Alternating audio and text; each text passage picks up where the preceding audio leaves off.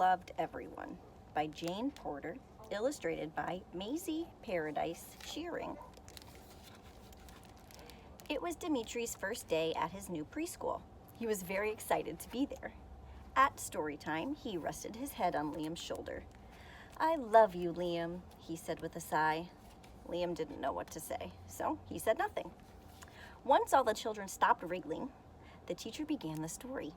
It was about a dragon, a volcano, and a magic teapot. Dimitri thought it was an excellent story. At outdoor time, Sophia, Stella, and Sue played and laughed together like friends. "I love you," Dimitri said, trailing after them. The three friends blushed and giggled, then ran away. So Dimitri visited the big tree on the playground. Its leaves were shaped like hearts. "I love you, tree," he said, and gave it a hug. The tree didn't reply. A line of ants marched by Dimitri. "Hello, ants," said Dimitri. "I love you too." The ants just kept marching. At lunchtime, Bertha served the kids lots of different foods. Dimitri was hungry, and everything tasted delicious. "I love you, Bertha," said Dimitri. "You mean you love my cooking?" said Bertha. After lunch, Dimitri said, "I love you," to the guinea pig and to the paintbrushes, who didn't seem to mind. He also said, "I love you," to Big Andrew and Little Bee. But whenever Dimitri said, "I love you," to them or to any of the kids, they only joked or blushed or turned away. When it was time to go home, Dimitri said goodbye to his teacher. He also told her, "I love you." "Dear Dimitri," she said, "I know you do. I'll see you again tomorrow, okay?" Dimitri walked with his mother, past the bakery through the park, and along the canal. On the way, they passed an old man sitting on a bench. He looked very tired. "I love you, old man," said Dimitri. "Who are you calling old?" snapped the man. After that, Dimitri grew very quiet. At bedtime, Dimitri whispered, "I love you, Mom."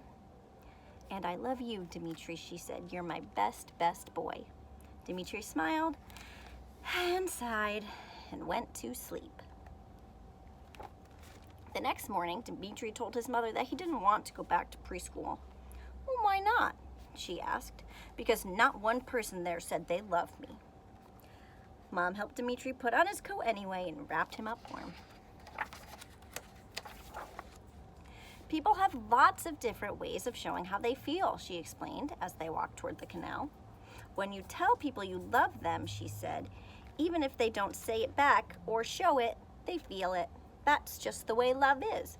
It can't help but spread and grow." Dimitri and his mom passed the same old man sitting on the bench in the park. He had opened a can of tuna and was feeding it to the stray cats. "You see," said Mom, "that's his way of saying, 'I love you,' to those cats." In the park, they saw Bertha on the way to Dimitri's school, too. She gave them a big smile and a wave. "Look," said Mom, "she's saying 'I love you' with her smile."